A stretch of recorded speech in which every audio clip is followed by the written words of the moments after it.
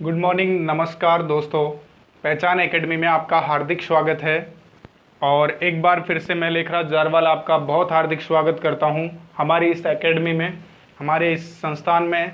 और हम जो टॉपिक पढ़ रहे थे पहचान एकेडमी के इस बैच के अंदर, हम इतिहास के कुछ क्लासेज हमने पहले पढ़ ली थी, जो कि प्राचीन इतिहास से संबंधित क्लासें थी। अब हम सिंधु घाटी सभ्यता की ओर चल रहे थे, तो सिंधु घाटी सभ्यता में हमने कई सारी चीज़ों को क्लियर किया था, है ना। उसके विस्तार से संबंधित, उसके काल से संबंधित बहुत सारी चीज़ों को हम क्लियर कर चुके थे। और इम्पोर्टेंट जो बचा था उसकी विशेषताओं से संबंधित, वो भी आज की क्लास में हम क्लियर करेंगे। इसके अलावा जो विभिन्न स्थान है, जो स्थल खोजे गए हैं सिंधु घाटी सभ्यता के लिए, सिंधु घाटी सभ्यता के प्रमाण जिन स्थानों से प्राप्त हुए हैं, उन स्थानों को जहाँ पे खोजा गया है, तो उनसे संबंधित महत्वपूर्ण तथ्यों को हमें याद करना जरूरी है, क्योंकि कई बार यहाँ से आपको क्वेश्चंस देखने को मिल सकते हैं। इस वजह से ये ज़्यादा थोड़ा इम्पोर्टेंट हो जाता है ना। एक एक करके हम सारी चीज़ों को समझेंगे, बड़ा आनंद आएगा, याद भी हो जाएंगी। बिल्कुल सरलतम भाषा में हम इन चीज़ों को जानेंगे, ताकि हमें कोई एग्जाम में भी दिक्कत ना आए और हम भूल ना पाए, ठीक है ना। तो आज की इस क्लास में हम देख रहे थे खोजकर्ता वगैरह के बारे में, जानकारी भी साथ में मैंने यहाँ शामिल की है। मैं आपको बता देता हूँ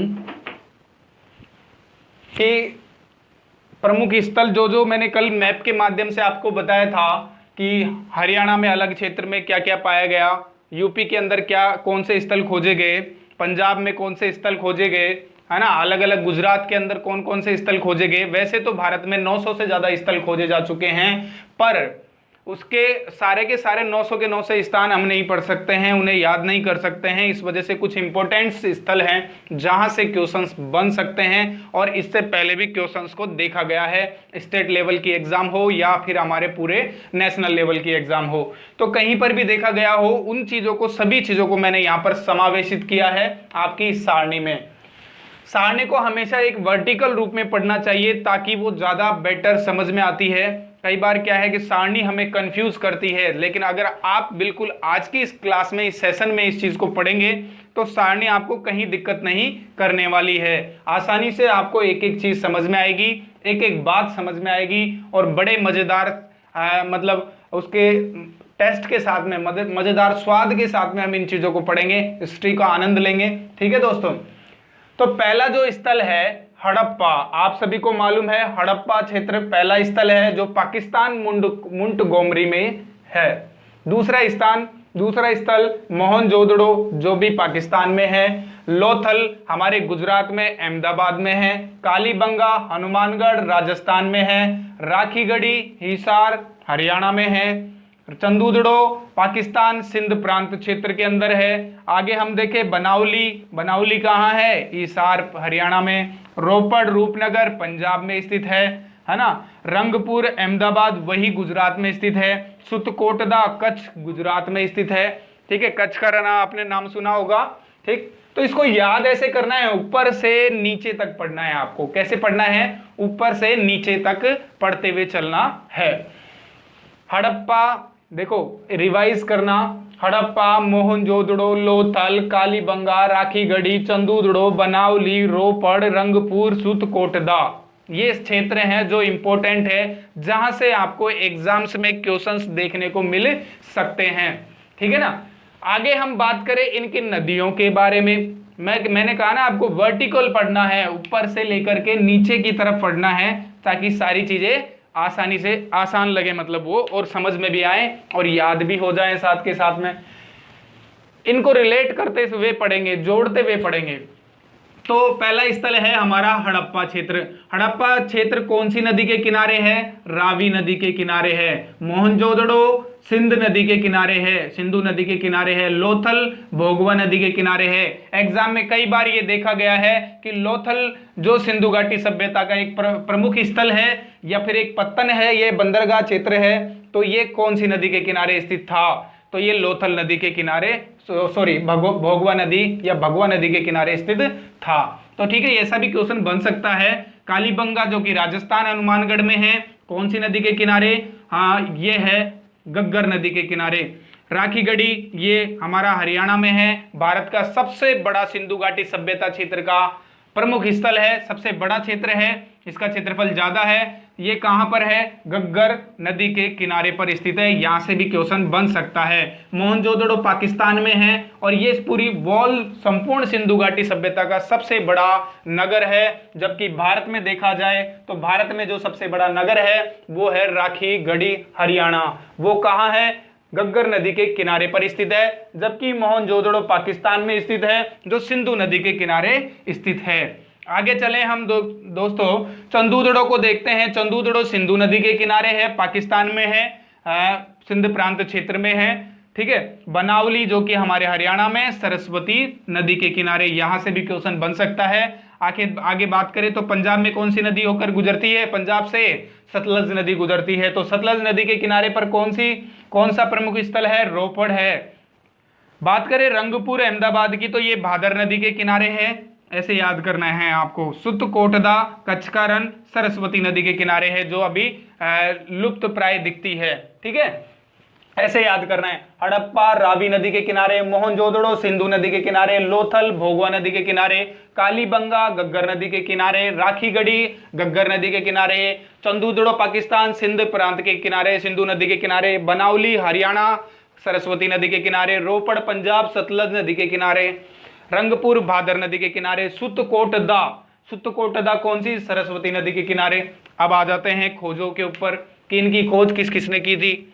यहां से भी इंपॉर्टेंट क्वेश्चन बन सकते हैं। मैंने उन्हीं नामों को शामिल किया है जहां से अब तक क्वेश्चंस पूछे गए हैं या भविष्य में पूछे भी जा सकते हैं। वो आपको बड़ा आनंदित भी करेंगे क्योंकि इनकी हिस्ट्री वैसे बहुत ज्यादा गहरी है। कैसे कैसे इन्होंने खोज के प्रति इनका आकर्षण बढ़ा, ये सारी चीजें मैं आपको एक यूपीएससी लेवल का एक बैच लेकर आऊंगा जिसके अंदर पढ़ाऊंगा। एक एक टॉपिक को काफी गहराई से विस्तृत रूप में मैं आपके सामने विवरण दूंगा उन चीजों का। बहुत सारी बुक्स को मैंने एक साथ में उन सभी डाटाओं को इकट्ठा करके तैयार किया है और उनको तैयार भी कर रहा हूं। तो आगे चल करके जो हम यूपीएससी लेवल की जो हमारी बैच होगी, जो क्लासेज होंगी, उन क्लासेज में मैं आपको इन सारी चीजों को गहराई से पढ़ाऊंगा। ठीक है, अभी हम एसएससी रेलवे वगैरह इंपॉर्टेंट यूपीएससी के भी कुछ टॉपिक हमने शामिल किए हैं, तो उन चीजों से रिलेट करके पढ़ रहे हैं। तो इस वजह से हम इतना पढ़ेंगे तो ये बहुत ज्यादा है, बहुत ज्यादा काफी है, इनफ है आपकी एवरी एग्जाम्स के लिए।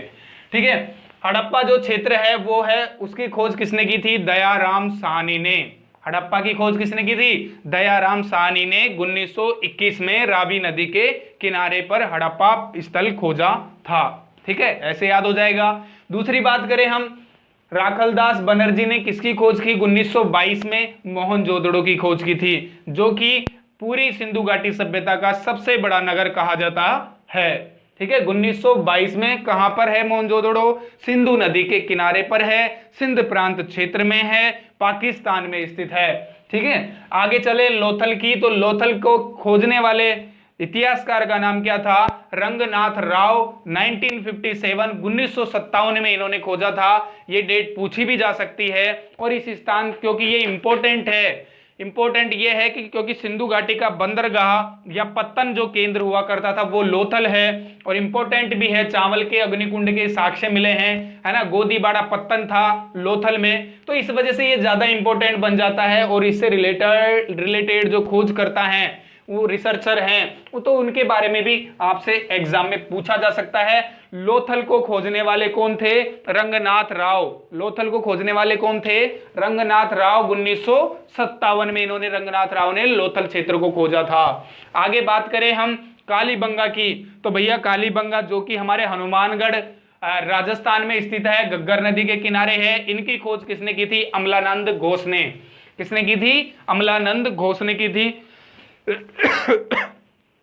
अमलानंद घोष ने कालीबंगा की खोज की थी, जो कि हमारे राजस्थान में घग्गर नदी के किनारे है। यह भी इंपॉर्टेंट क्षेत्र बन जाता है क्योंकि कालीबंगा से जुते हुए खेत के साक्ष्य मिलना, अग्नि के हवन कुंड मिलना, दो क्षेत्रों से अग्नि के हवन कुंड प्राप्त हुए, लोथल से और हमारे कालीबंगा से। तो ये याद रखना है, दोनों क्षेत्रों से प्राप्त हुए हैं, इसलिए दोनों इंपॉर्टेंट है। और इसके अलावा इस चीज के साक्ष्य भी मिलते हैं कि उस टाइम पर भूकंप आया होगा या बाढ़ आई होगी जिससे सिंधु घाटी सभ्यता का पतन हो गया है, तो इस चीज का भी आपको प्रमाण या साक्ष्य के तौर पर कालीबंगा क्षेत्र में प्रमाण देखने को मिल सकते हैं। अमलानंद घोष ने कालीबंगा क्षेत्र को खोजा था, जो कि हमारे सिंधु घाटी सभ्यता का एक प्रमुख स्थल के नाम से जाना जाता है। आगे बात करें हम राखीगढ़ी की, ये भी इंपॉर्टेंट है। राखीगढ़ी कहां पर है? हरियाणा में है और भारत में सिंधु घाटी सभ्यता का सबसे प्रमुख केंद्र या सबसे बड़ा केंद्र या सबसे बड़ा नगर इसको हम कहते हैं राखीगढ़ी को। कहां पर है? घग्गर नदी के किनारे है। किसने खोज की थी राखीगढ़ी की? सूरजभान सिंह ने की थी। किसने खोज की राखीगढ़ी क्षेत्र की, राखीगढ़ी स्थल की? सूरजभान सिंह ने की थी। ठीक है, भारत में सबसे बड़ा है और इसके अलावा यहाँ पर तांबे के कई सारे उपकरण मिलते हैं। इनसे पता चलता है कि तांबे के बारे में अच्छी खासी जानकारी सिंधु घाटी सभ्यता के दौर में होती होगी लोगों को। ठीक है ना, तो राखीगढ़ी इस तरह से आप एक दूसरे को कनेक्ट करते हुए पढ़ेंगे तो बहुत आसानी से समझ में आएंगी। चंदूदड़ो जो कि सिंधु नदी के किनारे है। अनरेस्ट मैके और मजूमदार बहुत अच्छे इतिहासकार हैं मजूमदार, इनकी कई सारी बुक्स भी आई हुई हैं, आप उन्हें पढ़िएगा। बहुत इंटरेस्टिंग कहानियां हैं, इतिहास से रिलेटेड बहुत सारी चीजें हैं। उन्होंने इनकी जो इतिहास की जो भाषा है उसे काफी सरलतम रूप में उसमें बुक्स के अंदर शो किया है। ठीक है ना, तो अनरेस्ट मैके और मजूमदार हैं, ये दो इतिहासकार हैं। इन्होंने किसकी खोज की थी? इन्होंने चंदूदड़ो की खोज की थी, जो कि सिंधु नदी के किनारे पाकिस्तान में स्थित है। ठीक है, चंदूदड़ो भी इंपॉर्टेंट हो जाता है। यहां से क्वेश्चन बनता है कि भैया मनके बनाने के कारखाने कहां खोजे गए थे? चंदूदड़ो में खोजे गए थे। मनके बनाने के कारखाने सिंधु घाटी सभ्यता में कौन सा स्थल जाना जाता है? वो है चंदूदड़ो। कौन सा स्थल है? चंदूदड़ो। इसके अलावा जो स्त्री से संबंधित साक्ष्य हैं या स्त्री के द्वारा आभूषण करने या पुरुषों के द्वारा आभूषणों को पहनने का जो साक्ष्य है वो भी आपको चंदूदड़ो से ही प्राप्त होता है। वहां पर लिपस्टिक के साक्ष्य, काजल लगाने के साक्ष्य, पाउडर, पायजामा जो भी है या जो पुरुष वर्ग जो पहना करता था आभूषण, तो उन सभी चीजों के साक्ष्य भी आपको चंदूदड़ो से प्राप्त होते हैं। आप अगर लूसेंट की बुक उठाकर देखेंगे तो उसमें बहुत संक्षिप्त में जानकारी मिलती है, लेकिन दोस्तों फिर भी वहां से भी कई सारे क्वेश्चन ऐसे हैं जो आउट हो जाते हैं एग्जाम के अंदर, यानी आउट ऑफ सिलेबस हम जिसको बोलते हैं। लेकिन ऐसा नहीं है दोस्तों, वो आउट ऑफ सिलेबस नहीं है, आप ही के सिलेबस का है। वो जरूरी नहीं है कि आपकी बुक में नहीं है, लेकिन वो आपके सिलेबस का क्वेश्चन है। ठीक है, तो हम बात करें तो हम क्या है कि ऐसी चीजों को हम पहले से ही शामिल करते जा रहे हैं। बहुत सारी बुकों के डाटास को मैंने शामिल किया है ना, बहुत सारे अनुभवों को शामिल किया है और आपके सामने मैंने ये पेशकश की है, तो इनको समझना बहुत जरूरी है इस तरीके से।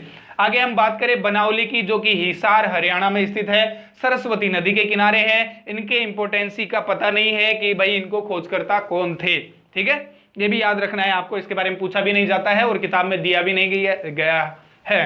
किसी भी बुक के अंदर इसको निर्धारित नहीं किया गया है कि इसमें किसका योगदान सर्वाधिक मान सकते हैं, किस इतिहासकार का, इस वजह से इसको अभी तक कोई श्रेणी में नहीं रखा गया है। देखो आगे जो क्षेत्र है बनावली, बनावली भी इंपॉर्टेंट है। आपने टेराकोटा नाम सुना होगा, जहां क्लासेज में डायरेक्ट पढ़ा दिया जाता है कि भाई टेराकोटा जो मिट्टी के बर्तन या मिट्टी के हल या मिट्टी के जो गुफानुमा आकृति जैसी चीजें हुआ करती थी उन्हें टेराकोटा कहते थे। लेकिन बनावली के बारे में मैं आपको कनेक्ट करके बता देता हूं कि बनावली हिसार हरियाणा से ये प्राप्त हुआ है। क्या मिट्टी के हल या टेरिकोटा प्राप्त हुए हैं, इसके बारे में हम संक्षिप्त नहीं, इसके बारे में विस्तृत देखेंगे। ठीक है, आगे देखते हैं रोपड़। तो रोपड़ हमारा कहाँ है? सतलज में, पंजाब नदी के किनारे। यज्ञदत्त शर्मा ने रोपड़ की खोज की थी। किसकी? रोपड़ की। रोपड़ स्थल है कहां पर स्थित है? पंजाब में। पंजाब में कितने स्थल हैं? दो इंपॉर्टेंट स्थल है, संथोल और रोपड़, जो कि इंपॉर्टेंट है। इसमें से हम रोपड़ को पढ़ रहे हैं। रूपनगर पंजाब में स्थित है। किसने खोज की? रूपनगर पंजाब में स्थित है। किसने खोज की? यज्ञदत्त शर्मा ने। यह भी क्वेश्चन यहां से पूछा जा चुका है एसएससी सीजीएल के अंदर। ठीक है दोस्तों, इसके अलावा ये इंपॉर्टेंट क्यों है रोपड़, मैं आपको साथ में बता देता हूं, क्योंकि रोपड़ से तांबे की कुल्हाड़ी प्राप्त हुई थी। तो इस साक्ष्य के आधार पर भी अनुमान लगाया जा सकता है कि यहां पर भी सिंधु घाटी सभ्यता के साक्ष्य मिले हैं और ये सभ्यता फली फूली रही होगी। ठीक है, आगे बात करें हम भैया रंगपुर की। तो रंगपुर कहां है? अहमदाबाद गुजरात के अंदर स्थित है, भादर नदी के किनारे है। एसआर राव ने इनकी खोज की थी। यहां से बहुत सारी इंपॉर्टेंट चीजें देखने को मिली, धान की भूसी वगैरह, ज्वार बाजरा के बारे में जो हमें जानकारी मिलती है वो चीजें भी आपको कहां पर मिली है? रंगपुर गुजरात से देखने को मिली हैं। देखो एक क्वेश्चन ये भी पूछा जाता है, मैंने इसको शायद पहले नहीं बताया लेकिन आपको बता देता हूं कि एक क्वेश्चन ये पूछा जाता है कि मानव द्वारा या होमो सेपियंस द्वारा जो प्रमुख पहली फसल थी वो कौन सी थी। ठीक है, तो पहली फसल के बारे में कंफ्यूजन बना रहता है दोस्तों कि जौ था या गेहूं था या बाजरा था या चावल था। ठीक है, मैं आपको कंफ्यूजन को दूर करता हूं। वैसे तो देखो प्रमुख फसल जो मानी जाती है वो थी जौ। ठीक है, वो पहली फसल क्या थी, जौ। जौ और गेहूं दोनों को ही एक प्रमुख इस फसल के रूप में रखा जाता है। ये दोनों वो फसलें थी जब मानव उगाना सीख गया था कि ये फसल है, इसे शायद खाया भी जा सकता है, तो मानव इसकी खेती करने लग गया था। जानवर भी इसको खाते थे और काफी अच्छा ये रिकवरिंग देती थी, तो इस वजह से इसको लोगों ने मतलब इसकी पैदावारी शुरू कर दी थी। लेकिन देखो दोस्तों, लोगों ने इसकी पैदावारी जरूर शुरू की थी लेकिन उन्हें ये अनुभूति नहीं थी कि ये खाद्यान्न फसल भी है। ठीक है, तो इस वजह से उन्होंने क्या है, चावल को सबसे पहले खाद्यान्न फसल के रूप में काम लिया था। किसको लिया था, मुख्य रूप से, मतलब लिया तो था कि गेहूं जो हैं इनको पहले भी काम में लिया गया था पर थोड़ा थोड़ा करके लिया गया था, ऐसे पूर्ण रूप से मुख्य रूप से काम में नहीं लिया गया था। लेकिन चावल है तो चावल को तो इन्होंने पूरी तरह से ही एक खाद्यान्न फसल के रूप में काम में लिया था। अब कंफ्यूजन दूर हो गया होगा, समझ में आ गया होगा कौन सी फसल क्या मैटर है। हमारा जो लास्ट क्षेत्र है सुतकोटदा, कच्छ के रन गुजरात में स्थित है, अहमदाबाद में, सरस्वती नदी के किनारे है। खोजकर्ता का पता नहीं। कलश शवादान, घोड़े के साक्ष्य वगैरह, थोड़े बहुत जो कंकाल वगैरह मिले हैं वो यहाँ से सुतकोटदा से प्राप्त हुए हैं। तो हम इस तरह से अगर पढ़ते हैं वर्टिकली तो हमें सारी चीजें एक चीजें समझ में आ जाती हैं।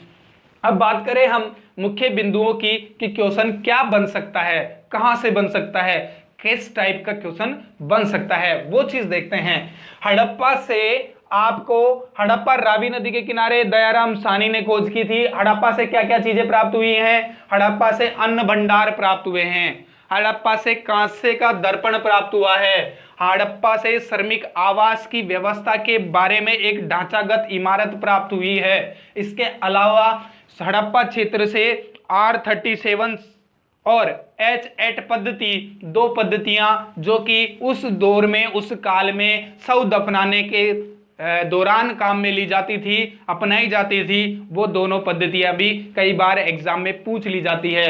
R37 और H8 पद्धति, कौन सी पद्धति, R37 और H8 पद्धति। अब इनका नाम इतिहासकार ने किस हिसाब से रखा है वो उन्हीं के ऊपर डिपेंड करता है कि ये शव दफनाने की पद्धतियां थी, ये आपको याद होना चाहिए, शव दफनाने की पद्धति।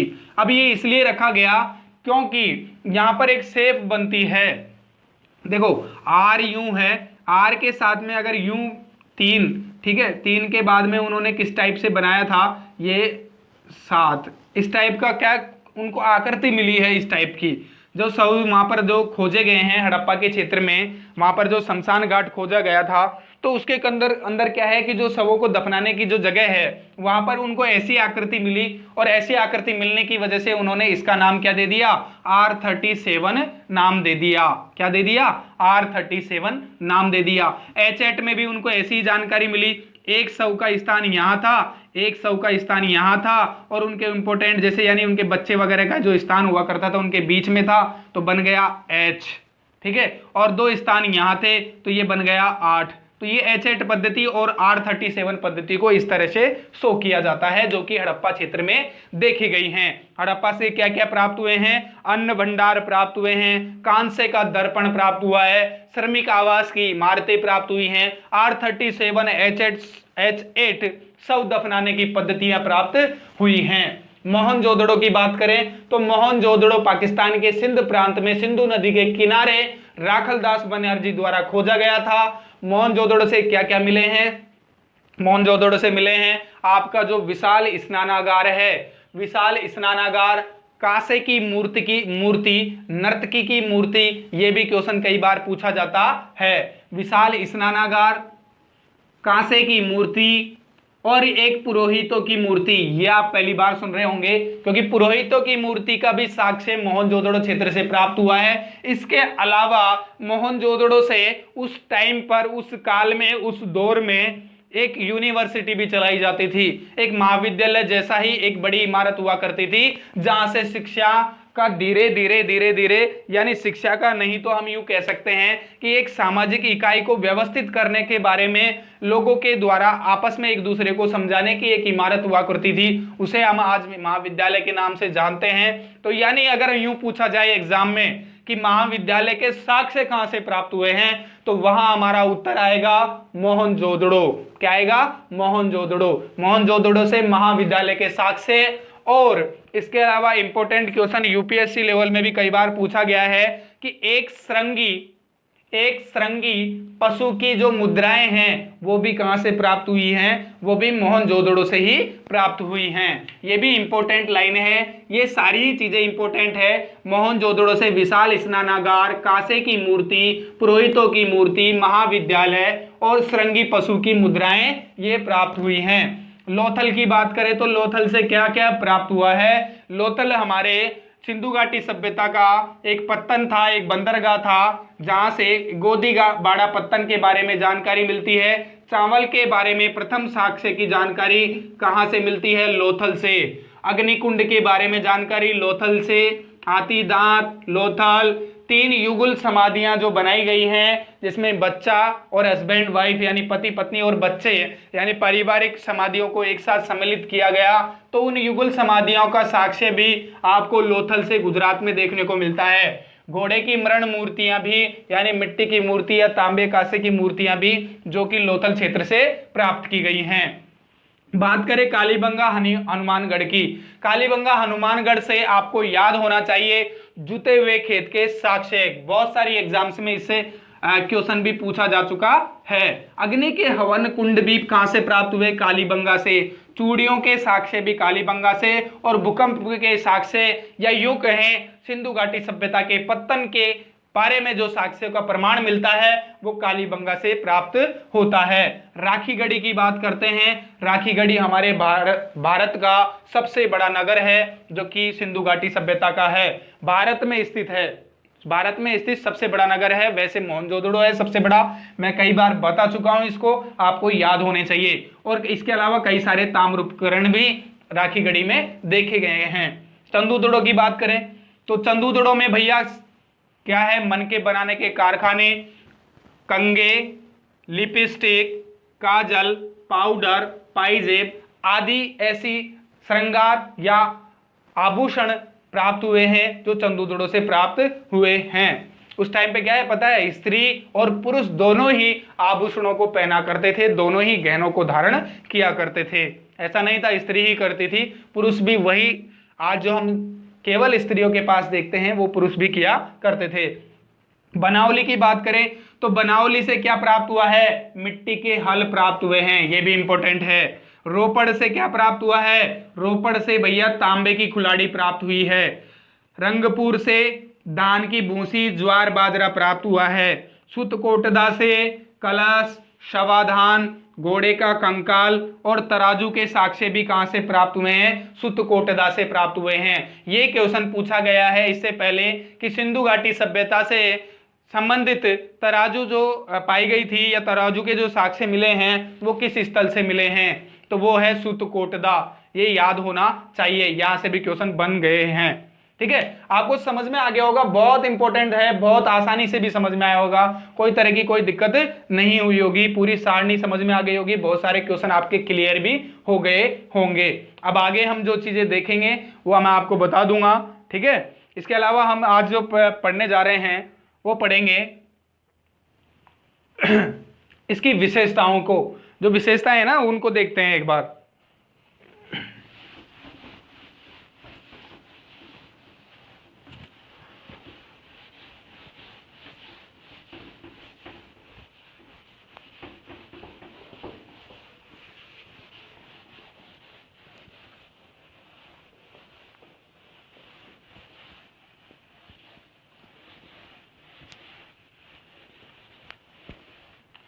विशेषताओं को अगर शामिल किया जाए तो देखते हैं कि भैया देखो सिंधु घाटी से संबंधित विशेषताएं वैसे आपको बुक्स में कम देखने को मिलती हैं, लेकिन देखो पढ़ना क्यों जरूरी है। आप जैसे ही इन सभ्यताओं की विशेषताओं को जानोगे, अलग अलग वैदिक सभ्यता है, सिंधु घाटी सभ्यता है, इनकी विशेषताओं को अगर आप पढ़ोगे तो पढ़ने के साथ साथ में आपको पूरी चीज समझ में आ जाएगी कि उस काल में, उस दौरान, उस सभ्यता के विकास के दौरान किस तरह का समाज रहा होगा, किस तरह की आर्थिक जीवन की व्यवस्था रही होगी, उनका राजनीतिक समाज कैसा रहा होगा, राजनीतिक विकास कैसा रहा होगा। इसके अलावा बात करें तो उनका जो सामाजिक जीवन या आर्थिक जीवन, उनके पशुपालन या उनकी कृषि से संबंधित या उनके इतिहास से संबंधित जो चीजें हैं, उनको क्या क्या कहा गया है, ये चीजें भी तो जानना जरूरी है। यहां से भी तो क्वेश्चन पूछे जाते हैं NTPC, railway, RRB, group D वगैरह एग्जाम में, एसएससी सीजीएल, एसएससी सीएचएसएल और ऑल अदर एग्जाम्स में, स्टेट लेवल की पीसीएस एग्जाम्स में, पटवारी लेवल की एग्जाम में, बहुत सारी एग्जाम्स में क्वेश्चन यहां से भी पूछे गए हैं, क्योंकि ये ज्यादा इंपॉर्टेंट हो जाता है, ये निचोड़ है पूरी टॉपिक का। ठीक है, विशेषताओं में हम बात करेंगे एक तो राजनीतिक जीवन की, किसकी, राजनीतिक जीवन की। सिंधु घाटी सभ्यता में लोगों का राजनीतिक जीवन का प्रभाव किस तरह से रहा, ये सब चीजें देखेंगे। ठीक, राजनीतिक जीवन में ही बात कर लेते हैं हम सबसे पहले कि राजनीतिक जीवन में देखें तो क्या है कि जो पहला बिंदु है कि सिंधु घाटी सभ्यता के लोगों के राजनीतिक जीवन के बारे में और उनकी वास्तविक व्यवस्था या राजनीतिक व्यवस्था के बारे में हमें ज्यादा साक्ष्य नहीं है, व्यवस्था के साक्ष्य नहीं मिले हैं, यानी राजनीतिक व्यवस्था के साक्ष्य ज्यादा नहीं प्राप्त हुए हैं। ऐसा नहीं कहा जा सकता कि उस काल या उस दौरान में या सभ्यता के पीरियड में कहीं पर भी राजा महाराजाओं जैसी व्यवस्था देखने को मिली हो या उससे संबंधित तथ्य या प्रमाण या साक्ष्य देखने को मिले हों। तो यही बात मैं बोलना चाह रहा हूं कि उनके राजनीतिक जीवन के प्रमाण या उनकी वास्तविक व्यवस्था के बारे में ठीक ठाक तरीके से मालूम नहीं पड़ा है। ये मालूम या अंदाजा नहीं लगाया जा सकता कि उस काल के दौरान भी क्या राजा महाराजा हुआ करते थे या पुरोहित वर्ग जैसे हुआ करता था, क्या सिस्टम था। ठीक है, समाज में उच्च वर्ग कैसे हुआ करता था, तो इसके बारे में वास्तविक जानकारी नहीं मिलती है। दूसरी बात करें तो अनुमानित तौर पर यह बताया जाता है कि जो संभवतः जो शासन है वो किसके द्वारा चलता होगा, पुरोहितों के द्वारा चलता होगा। पुरोहित से तात्पर्य है उच्च वर्गों के लोगों के द्वारा चलता होगा। हम ऐसा कह सकते हैं कि सिंधु घाटी सभ्यता में पुरोहित से तात्पर्य है कि उच्च वर्ग के लोगों द्वारा। भाई कोई सी भी सभ्यता है वहां कोई ना कोई तो परिवार में बड़ा होता है, मुखिया होते हैं, तो उस नगर के भी मुखिया होंगे, तो पुरोहितों को शायद मुखिया बनाया गया होगा। इस चीज के थोड़े थोड़े साक्ष्य हमें मिले हैं। या नगर प्रशासन भी कह सकते हैं, पुरोहित का मतलब नगर प्रशासन भी हो सकता है। नगर प्रशासन की भी एक व्यवस्था के तौर पर थोड़े बहुत प्रमाण देखने को मिलते हैं। तो ये दोनों चीजें हैं जो संभवतः हम ऐसा अनुमान लगा सकते हैं कि उनका राजनीतिक जीवन में मुखिया जो लोग हुआ करते थे वो पुरोहित या व्यापारी वर्ग को लगा सकते हो या नगर प्रशासन लगा सकते हो जो उन्होंने व्यवस्था बनाई होगी। ठीक है, उनके राजनीतिक जीवन से संबंधित एक इतिहासकार हैं भैया पिगट। कौन है? पिगट एक इतिहासकार हैं, बहुत इंपॉर्टेंट इतिहासकार हैं। इनका कई बुक्स में नाम पिगट मिलता है और कई सारी बुक्स में इनका नाम मिलता है आपको पिकाट, है ना। अलग अलग बुक्स में अलग अलग नाम देखने को मिलता है, अलग अलग बुक्स में अलग अलग नाम देखने को मिलता है। पिगट भी कहते हैं इनको या पिकाट भी कहा जाता है कई सारी बुक्स के अंदर। ठीक है, इन्होंने क्या है, पिगट ने क्या कहा है, राजनीतिक जीवन को दृष्टिकोण रखते हुए इन्होंने बताया कि जो मोहनजोदड़ो है, मोहनजोदड़ो, तो मोहनजोदड़ो और हड़प्पा दोनों की दोनों क्या हैं, एक दूसरे की जुड़वा बहनें हैं। क्या हैं? या जुड़वा बहनें हैं या जुड़वा राजधानियां हैं। तो ये क्वेश्चन भी पूछा जा सकता है एग्जाम में कि पिगाट ने किन किन दो स्थलों को जुड़वा राजधानी कहा है। तो मोहनजोदड़ो और हड़प्पा को जुड़वा राजधानी किसने कहा? पिगट ने कहा है या पिकाट ने कहा है। इसके अलावा एक और इतिहासकार हैं हंटर, उनका नाम क्या है? हंटर। ये भी इंपॉर्टेंट इतिहासकार हैं, इनकी भी काफी अच्छी हिस्ट्री से रिलेटेड बुक्स आती हैं। ठीक है, इन्होंने बताया कि जो सिंधु घाटी सभ्यता के दौरान जो समाज हुआ करता था, या जो तंत्र की जो व्यवस्था होती थी, या जो शासन की व्यवस्था होती थी, उसे उन्होंने राजतंत्रात्मक नहीं माना, यानी वो राजतंत्रात्मक नहीं था। राजतंत्रात्मक नहीं था का मतलब है कि उस टाइम पर राजा महाराजा नहीं हुआ करते थे। उस टाइम पे क्या हुआ करता था? जनतंत्र हुआ करता था। तो उन्होंने क्या है कि जो सिंधु घाटी सभ्यता की प्रशासनिक व्यवस्था है उसे जनतंत्रात्मक कहा है। किस इतिहासकार ने सिंधु घाटी सभ्यता की जो प्रशासनिक व्यवस्था या प्रशासन चलाने की या शासन चलाने की जो व्यवस्था थी उसे जनतंत्रात्मक कहा है बजाय राजतंत्रात्मक के। तो ठीक है ना, तो कौन सी व्यवस्था थी? जनतंत्रात्मक व्यवस्था थी। हंटर ने ऐसा कहा है। ऐसा इसलिए कहा गया है क्योंकि देखो दोस्तों, वहां से हमने अभी तक पूरी वॉल सिंधु घाटी सभ्यता पढ़ी है, आपको महल के साक्ष्य के बारे में नहीं बताया या महल के साक्ष्य नहीं मिले।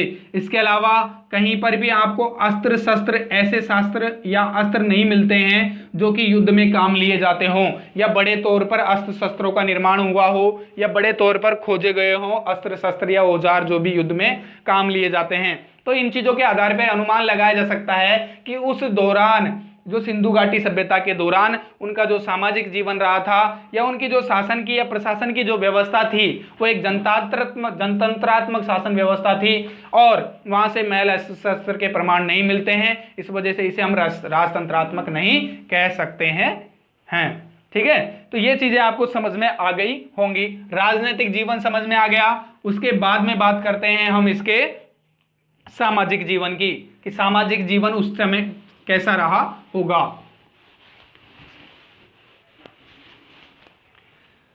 सामाजिक जीवन में देखें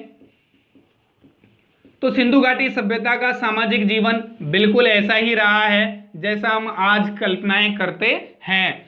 उसमें क्या है कि जो परिवार की सबसे छोटी इकाई हुआ करती थी वो कौन सी हुआ करती थी? सबसे छोटी इकाई, परिवार की सबसे छोटी इकाई हुआ करती थी, समाज की जो सबसे छोटी इकाई है वो परिवार हुआ करती थी। आज भी क्या होती है? सबसे छोटी इकाई समाज की परिवार हुआ करती थी, परिवार हुआ करती है। तो उसी तरीके से सिंधु घाटी सभ्यता के काल के दौरान, उस समय दौर में भी परिवार ही समाज की छोटी इकाई हुआ करती थी। कई सारी चीजें हैं जो यहाँ से पूछी जा सकती हैं। सिंधु घाटी सभ्यता से संबंधित जो साक्ष्य प्राप्त हुए हैं उनकी लिपि कौन सी है? तो उनकी लिपि है भैया भावचित्रात्मक। कौन सी है? भावचित्रात्मक। भावचित्रात्मक का मतलब है कि भावों को चित्रों के आधार पर उत्कीर्ण करके जो लिखा गया है वो लिपि भावचित्रात्मक लिपि कहलाती है। यह आपको समझ में आ गया होगा। यहां से भी कई बार क्वेश्चन पूछे जा चुके हैं कि कौन सी लिपि देखी जाती है, ये चीज ठीक है। और एक इंपॉर्टेंट क्वेश्चन भी बनता है, आज के हमारे परिवार में जो परिवार का मुखिया या जो कर्ता धर्ता या जो मुख्य स्थान दिया जाता है परिवार में, वो पिता को दिया जाता है या एक बड़े आदमी को दिया जाता है। लेकिन उस काल पीरियड में जो परिवार का मुखिया था या जो परिवार हुआ करता था वो परिवार कैसा हुआ करता था? मात्र सत्तात्मक हुआ करता था, यानी माता ही कर्ता धर्ता हुआ करती थी। परिवार में महिलाओं की ऐसी व्यवस्था, ऐसी सुनिश्चित व्यवस्था थी, यानी इतनी अच्छी व्यवस्था उस दौर में भी रही थी कि माताओं को और स्त्रियों को उचित स्थान दिया गया था समाज के अंदर। ठीक है, कैसी थी पारिवारिक व्यवस्था? मात्र सत्तात्मक। बात करें वर्ण व्यवस्था की तो उस समाज में वर्ण व्यवस्था के उचित प्रमाण नहीं मिलते हैं। कैसे क्या नहीं मिलते हैं? उचित प्रमाण नहीं मिलते हैं। तो ये हम कह सकते हैं कि उस काल के दौरान जब राजतंत्रात्मक सिचुएशन नहीं थी तो वर्ण व्यवस्था भी नहीं थी। वैसे एक बात बताऊं कि अगर समाज में राजतंत्रात्मक चलाना था तो वर्ण व्यवस्था जैसी कुरीतियों को भी पनपना जरूरी था। इस वजह से बाद में जैसे जैसे राजतंत्र आता गया वैसे वैसे वर्ण व्यवस्था और कई सारी कुरीतियों ने जन्म लिया था इसके साथ साथ में। तो उस काल के दौरान में जब राजतंत्रात्मक ही नहीं था, शासन व्यवस्था ऐसी नहीं थी, तो उस टाइम पर वर्ण व्यवस्था भी नहीं हो सकती, ऐसा अनुमान हम लगा सकते हैं। और जो वहां पर उनकी सामाजिक व्यवस्था थी, सामाजिक व्यवस्था को हम कुल मिलाकर कैसा कह सकते हैं? शांति प्रिय कह सकते हैं। यानी लोग शांति को पसंद करते थे, यानी शांति चाहते थे, लोग बाहर शांति से रहना चाहते थे। ठीक है, ये चीजें इंपॉर्टेंट हैं जो सामाजिक जीवन से रिलेट करती हैं। यहाँ से भी क्वेश्चन कई बार देखे गए हैं। लिपि से क्वेश्चन पहले भी पूछा जा चुका है एसएससी सीएचएसएल में, सीजीएल में। कौन सी लिपि थी? भावचित्रात्मक लिपि। परिवार की सबसे छोटी इकाई समाज की सबसे छोटी इकाई परिवार हुआ करती थी। परिवार कैसा होता था? मातृसत्तात्मक। वर्ण व्यवस्था थी या नहीं? नहीं थी, उचित प्रमाण नहीं मिलते हैं। सामाजिक व्यवस्था कैसी थी? शांतिप्रिय हुआ करती थी। इसके अलावा बात करें हम कि जो वर्ण व्यवस्था तो नहीं थी, लेकिन एक सामाजिक वर्ग की व्यवस्था जरूर देखने को मिलती है। सामाजिक वर्ग का मतलब होता है उसमें सबसे जो ऊपर स्थान दिया जाता है वो पुरोहितों को दिया जाता है, यानी कर्म के आधार पर व्यवस्था जरूर थी और ये उचित व्यवस्था भी कहीं ना कहीं मानी जाती है। पुरोहित थे, ठीक है। उसके बाद में कौन थे? व्यापारी थे। पुरोहितों के बाद में व्यापारी, व्यापारियों के बाद में कौन हुआ करते थे? श्रमिक हुआ करते थे, ठीक है। श्रमिकों के बाद में कौन हुआ करते थे? जो निर्माणकार हैं या जो शिल्पी हैं या शिल्पकार हैं। ये चीजें, ये व्यवस्था, सामाजिक व्यवस्था इस तरह की या वर्ग व्यवस्था इस तरह की देखने को मिलती है सिंधु घाटी सभ्यता की, ठीक है। सिंधु घाटी सभ्यता में जो समाज में लोग रहते थे वो लोग शाकाहारी या मांसाहारी दोनों ही टाइप के हुआ करते थे। तो ठीक है, ये भी चीज हमसे पूछी जा सकती है कि लोग कैसे हुआ करते थे? शाकाहारी और मांसाहारी दोनों ही हुआ करते थे।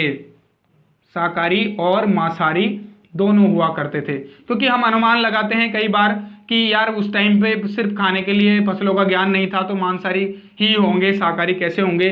तो ये कंफ्यूजन हो जाता है, क्वेश्चन गलत हो जाता है। इसलिए याद रखना कि लोग क्या क्या करते थे? खाद्य खाने के रूप में कैसे हुआ करते थे? मांसाहारी और शाकाहारी दोनों टाइप के लोग उस टाइम पर हुआ करते थे, ये हमने देखा। आभूषण का प्रयोग मैंने आपको बताया कि आभूषण का प्रयोग उस समाज में स्त्री और पुरुष दोनों किया करते थे। कौन? स्त्री एवं पुरुष दोनों आभूषणों का प्रयोग किया करते थे, ठीक है। दोनों ही करते थे। झुमके उमके पहनना, ये सारी चीजें होती थी उस टाइम पर, ठीक। मनोरंजन के साधनों की बात करें तो सिंधु घाटी सभ्यता में सामाजिक जीवन में मनोरंजन के लिए लोग क्या चीजें अपनाते थे? भैया लोग क्या कहते थे? खेलते थे, पासे खेलते थे। क्या खेलते थे? पासा खेलते थे। पासे के अलावा क्या करते थे? नृत्य करते थे। नृत्य के अलावा क्या करते थे? वो पशुओं की लड़ाई कराते थे या शिकार करते थे। शिकार करना भी उनके लिए एक मनोरंजन का साधन था, या पशुओं को आपस में लड़ाना, बैलों को आपस में लड़ाना, ये सब उस टाइम के दौर में मनोरंजन के रूप में चला करता था। तो ये सारी चीज आपको समझ में आ गई होगी। पूरा मैटर यही है कि जो जहां से क्वेश्चन पूछे जा सकते हैं ना, वही चीजें मैंने शामिल की हैं। ये यूपीएससी से बाहर भी नहीं है भैया, ये यूपीएससी में भी इसी में से यहाँ से रिलेटेड क्वेश्चन पूछे जाएंगे। तो ये अब तक मैंने यूपीएससी लेवल तक का आपको समझा दिया है, काफी गहराई से समझा दिया है और आशा है कि समझ में भी आया होगा। आगे बात करेंगे हम आर्थिक जीवन के बारे में। सिंधु घाटी सभ्यता में लोग किस तरह से पेट पूजा करते थे? आर्थिक जीवन उनका कैसा रहा करता था? क्या उस टाइम पे भी मुद्राओं का संचालन होता था या वस्तु विनिमय की कैसी प्रणाली थी? तो उस चीज को भी हम देख लेते हैं। आर्थिक जीवन में हम देख सकते हैं कि सिंधु घाटी सभ्यता में जो आर्थिक जीवन था उन लोगों में कृषि से संबंधित लोग कृषि भी किया करते थे, ऐसी बात नहीं थी। और कृषि से संबंधित जो भी आज हम जो यूं कहते हैं ना, बुआई करना है ना, और जुताई करना, मतलब ऐसी सारी है ना, आदि सभी विधियों से परिचित थे। क्या? सभी विधियों से परिचित थे। हम कोई नवादा परिचित नहीं है, वो लोग भी परिचित थे इतने साल टाइम पीरियड पहले, ठीक है। सभी विधियों से परिचित थे। उस टाइम का जो सामाजिक वर्ग जीवन रहा करता था तो वहां पर कृषि से सभी लोग परिचित थे, उसकी सारी विधियों को जानते थे। अब बात करें हम गेहूं और जौ। गेहूं और जौ दोनों ऐसी फसलें हैं जिन दोनों फसलों से वो क्या थे? परिचित थे। गेहूं और जौ, तो ये दो फसलें हैं, दोनों फसलों से कौन क्या थे? सिंधु घाटी सभ्यता के लोग परिचित थे। लेकिन चावल के बारे में ज्यादा साक्ष्य नहीं मिलते हैं। कहने का मतलब है चावल के साक्ष्य लोथल से मिलते हैं, एकमात्र स्थान है। चावल के ज्यादा साक्ष्य नहीं मिलते हैं, यानी इससे ये ज्यादा परिचित नहीं थे। ये भी क्वेश्चन पूछ लिया जाता है एग्जाम्स में, ठीक है। तो ये भी याद होना चाहिए, ठीक। केवल लोथल से चावल को प्राप्त किया जाता है। पशुपालन में देखें तो पशुपालन में उनकी क्या सिचुएशन थी? पशुपालन में क्या था कि उनको एक कुबड़ वाला सांड पसंद था भैया। पशुपालन में वो कुबड़ वाला सांड पाला करते थे। कौन सा? कुबड़ वाला सांड पाला करते थे। गाय घोड़ा सभी के बारे में जानते थे। गाय घोड़ा ठीक है, आदि से परिचित थे। बात करें हम उद्योगों की, तो उस टाइम पर उद्योगों के दौर में किस तरह का रहा होगा सिस्टम। तो उद्योगों में हम बात करते हैं कि उस टाइम में भी सूती वस्त्र वगैरह का दौर रहा था। सूती वस्त्र बनते थे, उद्योगों के छोटे छोटे कारखाने हुआ करते थे घरेलू लेवल के। सूती वस्त्र वगैरह या फिर कपड़ा जो बनता था या बर्तन जो बनते थे उनके भी छोटे छोटे उद्योग हुआ करते थे, या मिट्टी के जो बर्तन बनते थे, मूर्तियां बनती थी, इन चीज़ों के भी थोड़े बहुत प्रमाण देखने को मिलते हैं। तो उद्योग के बारे में भी आपको जानकारी होनी चाहिए। व्यापार की बात करें तो व्यापार कौन कौन से देशों से करते थे, कहाँ कहाँ से किया जाता था, ये भी आपको याद होना चाहिए। व्यापार भैया वो पश्चिम एशिया, मध्य एशिया, मतलब एशिया के पश्चिम भाग से, मध्य भाग से, और ईरान अफगानिस्तान क्षेत्र जैसों से किया करते थे।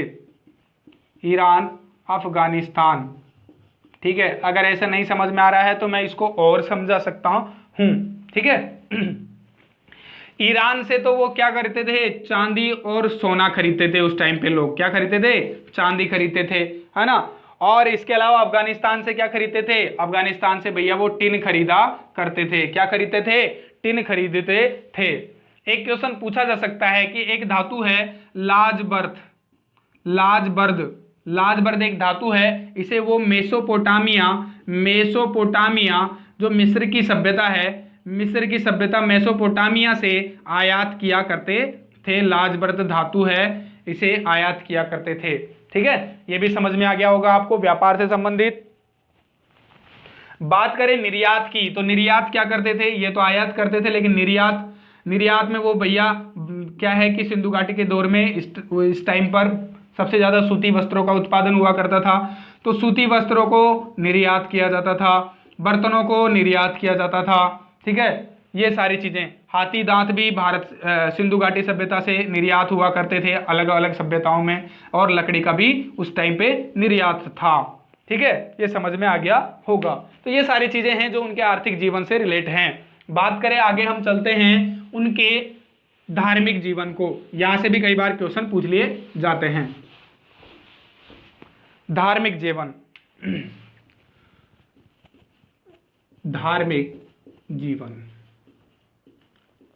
ठीक है। तो धार्मिक जीवन की बात करें तो धार्मिक जीवन में क्या था, एक तो मैं बताऊं आपको, सिंधु घाटी सभ्यता के दौरान जितने भी स्थल खोजे गए हैं वहां से एक भी जगह से मंदिर के प्रमाण नहीं मिले हैं। इसका मतलब उस टाइम पीरियड में धर्म का कोई वर्चस्वशाली होना नहीं पाया गया, यानी धर्म वर्चस्वशाली नहीं था। किस पर, समाज पर धर्म वर्चस्वशाली नहीं था। लेकिन आज की सिचुएशन आप लोग देख रहे हैं किस तरह से समाज पर धर्म वर्चस्वशाली है। और बात बाकी आप जानो, आप पढ़े लिखे हो, समझदार हो, सारी चीजों को समझते हो। तो उस टाइम पीरियड में क्या था, धर्म वर्चस्वशाली नहीं था समाज के ऊपर, ठीक। दूसरी बात मैं बात करूं तो क्या मंदिरों के प्रमाण मिले थे, तो मंदिरों के प्रमाण भी उस टाइम पीरियड में नहीं मिले हैं। इस वजह से हम कह सकते हैं कि कोई किसी धर्म का कोई प्रमाण देखने को नहीं मिलता है, ठीक। इसके अलावा मोहनजोदड़ो से एक साक्ष्य जरूर प्राप्त हुआ है। मोहनजोदड़ो से मातृ देवी पूजा का साक्ष्य मिला है। किसका, मातृ देवी पूजा करने का साक्ष्य जरूर प्राप्त हुआ है, ठीक है।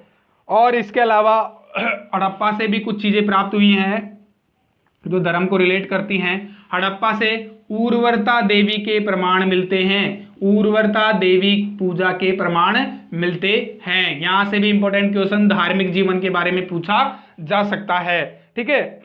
इसके अलावा एक मुहर प्राप्त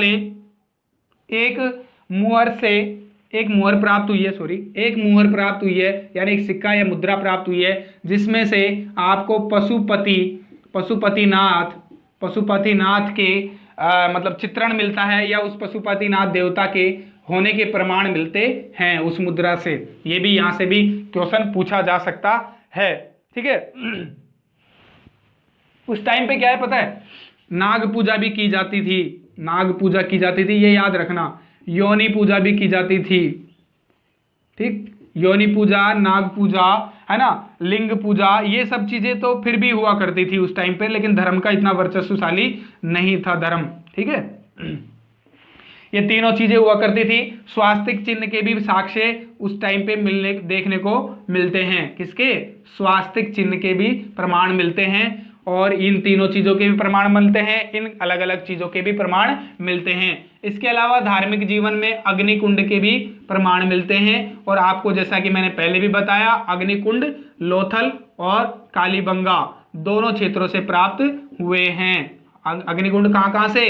लोथल एवं कालीबंगा से प्राप्त हुए हैं, और लोथल एवं कालीबंगा से वृक्ष पूजा के भी प्रमाण मिलते हैं। किस चीज के?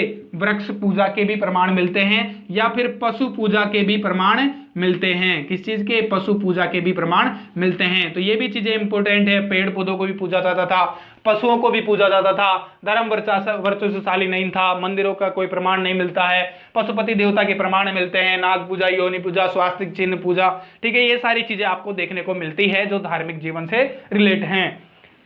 अब मैं आपको बता देता हूं दोस्तों, कैसी लगी आपको क्लास। बेशक अच्छी लगी होगी क्लास, क्योंकि मैं मेहनत कर रहा हूं, पसीना बहा रहा हूं, तो हो सकता है, ऐसा तो हो ही नहीं सकता है कि समझ में ना आए।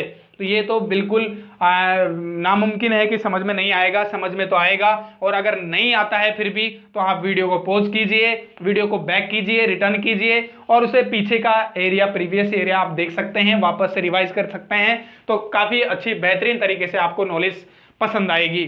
ठीक है दोस्तों, हमने यहाँ पर हिस्ट्री का एक टॉपिक क्लियर कर लिया है। सिंधु घाटी सभ्यताओं के प्रमाण, काल, निर्माण वगैरह, पतन वगैरह, उद्भव वगैरह, उससे संबंधित इतिहासकार, वैज्ञानिक वगैरह, उसके नामकरण से संबंधित, उसके विस्तार से संबंधित, उसकी सामाजिक, आर्थिक, राजनीतिक जीवन कैसा हुआ करता था, या नगरीय व्यवस्था कैसी हुआ करती थी, ये चीज भी हम देख लेते हैं। शायद नगरीय व्यवस्था के बारे में एक चीज रह गई है, ये हालांकि मैंने पहले भी मोटे तौर पे पढ़ा दी है नगरीय व्यवस्था, लेकिन एक बार आप देख लीजिए। सिंधु घाटी सभ्यता में जो सबसे खास चीज या सबसे इंपॉर्टेंट व्यवस्था थी, वो थी उनकी नगरीय व्यवस्था। यानी जो उनकी नगरीय व्यवस्था थी उसमें क्या था कि वो उसे एक ग्रिड सिस्टम हम कह सकते हैं, या ग्रिड पद्धति के आधार पर नगरों का निर्माण हुआ करता था। यानी ये जैसे मुख्य सड़कें हुआ करती थी, और ये गलियां हुआ करती थी, जैसे ये गलियां मान लो, इन गलियों में भी गलियां हुआ करती थी, मकान यहां हुआ करते थे, ऐसे हुआ करते थे, ठीक है ना, ये ऐसे मकान हो सकते थे, इस टाइप के मकान हुआ करते थे उस टाइम पे, ठीक। तो मैं यहां डायग्राम से ही आपको समझा देता हूं कि क्या रहा होगा। तो सिंधु घाटी सभ्यता में जो नगरीय व्यवस्था थी, ग्रिड सिस्टम वाली थी। ग्रिड सिस्टम में क्या होता है, एक गली दूसरी गली को 90 एंगल पे काटती है। किस एंगल पे काटती है? 90 एंगल पे काटती है, यही ग्रिड सिस्टम है, ठीक है, इतना मोटा याद रखना है। और उस टाइम पे क्या होता था, जो मुख्य सड़कें हुआ करती थी, जैसे ये हमारी हाईवे है या मुख्य सड़क जिसको हम कह सकते हैं नगर की या गांव की, ठीक है, तो मुख्य सड़कें जो हुआ करती थी उसकी तरफ गेटों के यानी घरों के दरवाजे नहीं खुला करते थे। घरों के दरवाजे अंदर जो अंदर की गलियां होती थी या लोकल जो सड़कें हुआ करती थी उनकी तरफ खुलते थे, जैसा कि आज आप कई जगह पे देख सकते हैं वैसा हुआ करता था। मेन मुख्य सड़कों की तरफ घरों के दरवाजे नहीं खुला करते थे।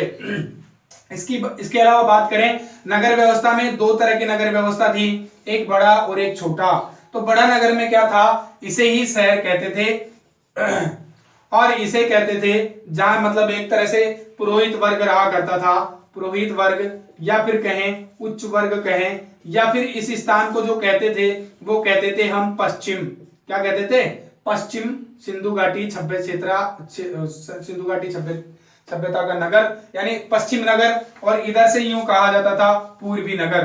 पूर्वी नगर तो जो था वो गरीबों का या असहायों का नगर कहा जाता था, शहर कहा जाता था। जबकि जो पश्चिम नगर था उसमें पुरोहित, उच्च वर्ग के और अमीर लोग रहा करते थे। कैसे लोग रहा करते थे?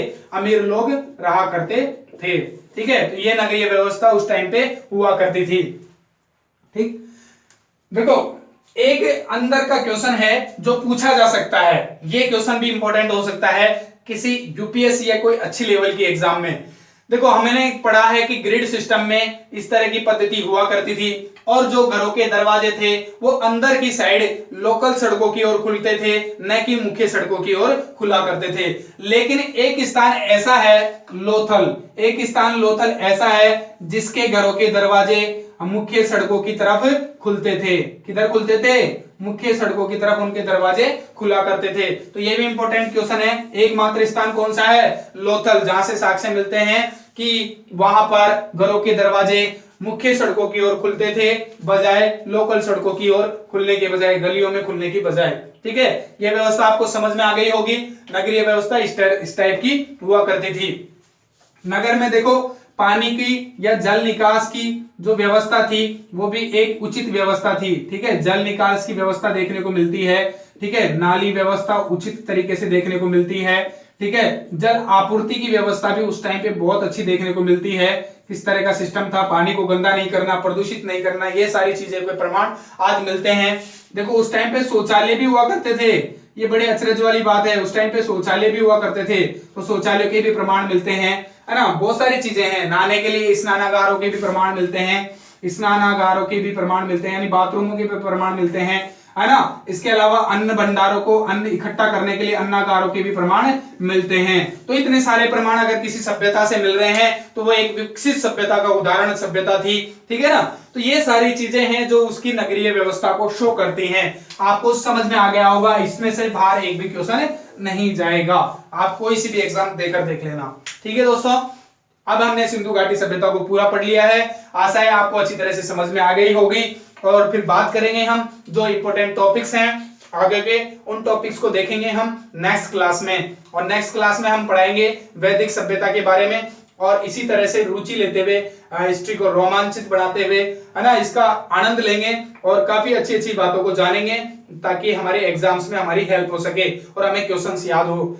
तो दोस्तों आपको क्या करना है, आपको अपने तथ्यों को क्लियर भी करना है, साथ में ही बुक्स भी पढ़ना जरूरी है, क्योंकि बुक्स पढ़ना भी एक अच्छी बात है। उससे अगर आप पढ़ेंगे तो ये चीजें ज्यादा याद होंगी। एक बार अगर क्लास अटेंड करते हैं उसके बाद में अगर बुक वैसे तो देखने की जरूरत नहीं पड़ती है, लेकिन अगर आप मोटे तौर पर भी देखेंगे ना तो आपको काफी अच्छी लगने लगेगी बुक्स, काफी समझ में आने लगेगी, उनमें रुचि आपकी बढ़ने लगेगी। तो वो रुचि जैसे बढ़ेगी तो आपके पढ़ने के टाइम पीरियड में भी बदलाव आएगा, आप पढ़ाई को ज्यादा महत्व भी देंगे। ठीक है ना। तो ये सारी सिचुएशन तभी बढ़ती है जब माहौल बनाते हैं। ठीक है, इस तरीके से पढ़ना है। ठीक है, मिलते हैं नेक्स्ट क्लास में और फिर बातें करेंगे हम वैदिक सभ्यता की।